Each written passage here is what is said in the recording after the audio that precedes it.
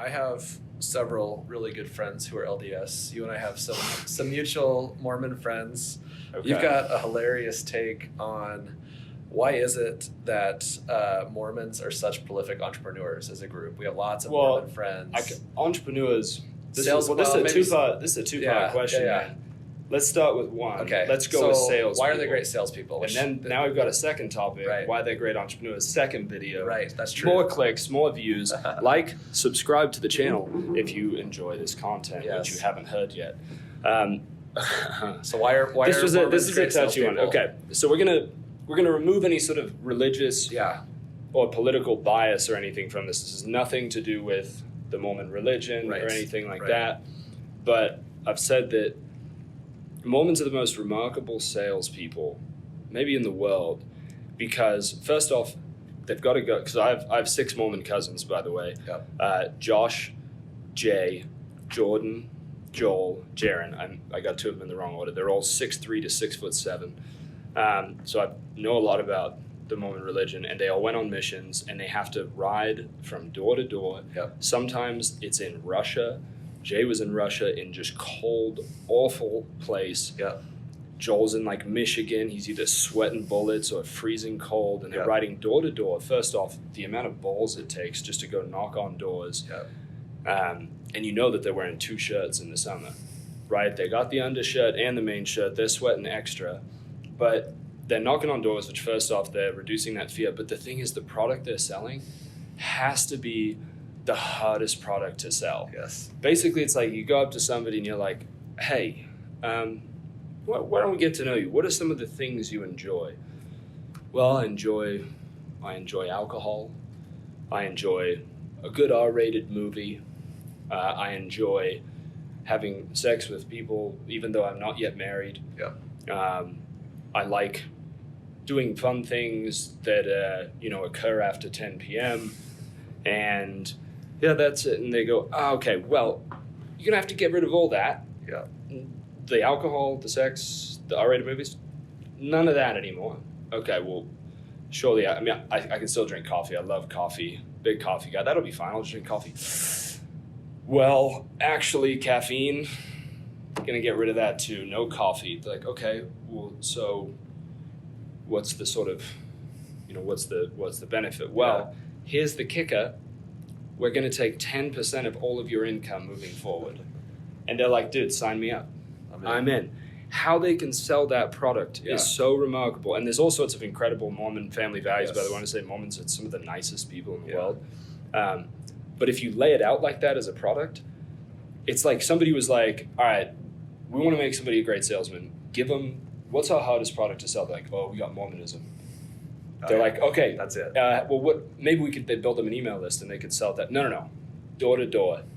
We want to make in a foreign country. Do they in Russia? Do they speak Russian? Not yet. They gotta learn it. They gotta learn it. Yeah. They gotta sell Russians. Russians they're Culturally, stalwart not people. really this kind of They're a thing. stubborn group of people. Yeah. Yeah. If they could sell Russian people on Mormonism, that's going to be the greatest salesman that That guy ever can lived. sell. And I think that's why they're so good. They're selling maybe the most difficult product, and they're doing it. Yeah.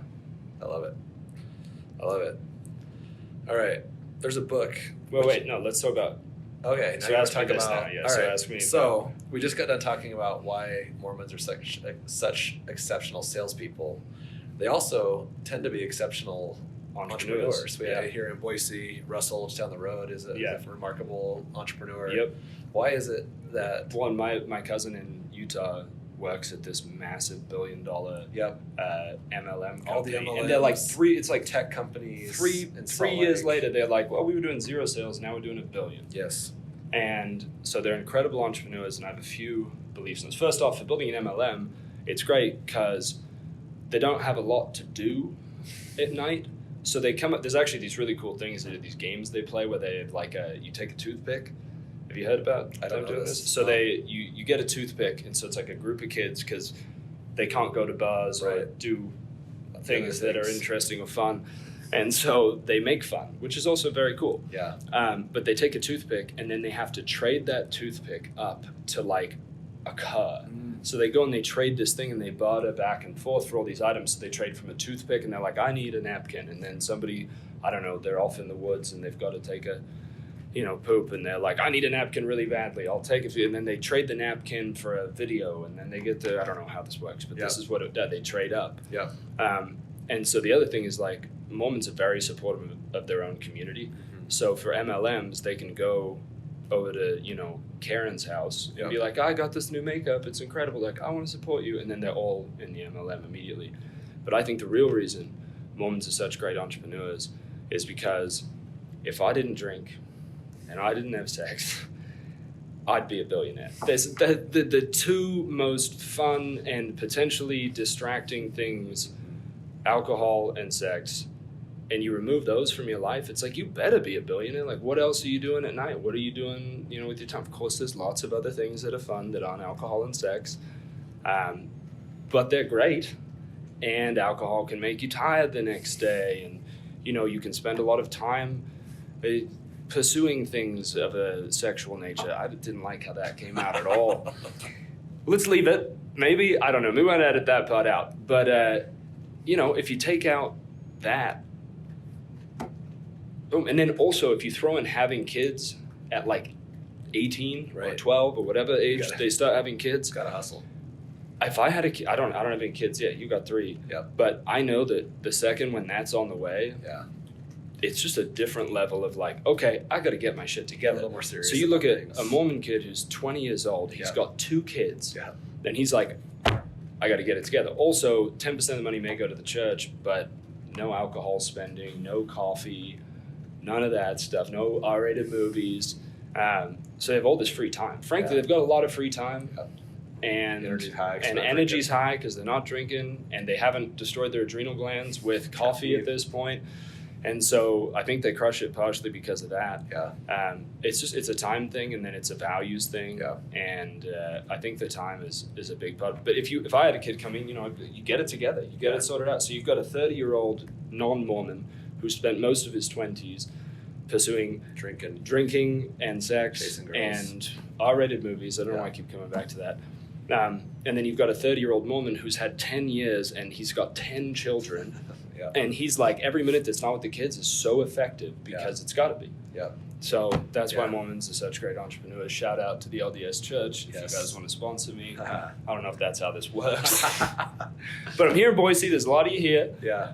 Really big fan of your morals and your way of being. We got a lot of good friends that are Mormon. I like stuff that doesn't fit in, but, we're big fans. Big fans in general. Yes. Actually, real quick side note, survival hack. If you don't want to buy a bunch of survival gear or you don't want to prep for doomsday, Mormons love prepping. If you just live near a Mormon, they'll be ready. They'll have all the guns, all the survival food, and they're very nice, so they'll probably feed you. Other little hack, if you've got a Mormon friend when you're in your 20s that likes to go to bars, designated driver. Mm-hmm. Boom. Yes. Taken care of. Indeed. All right.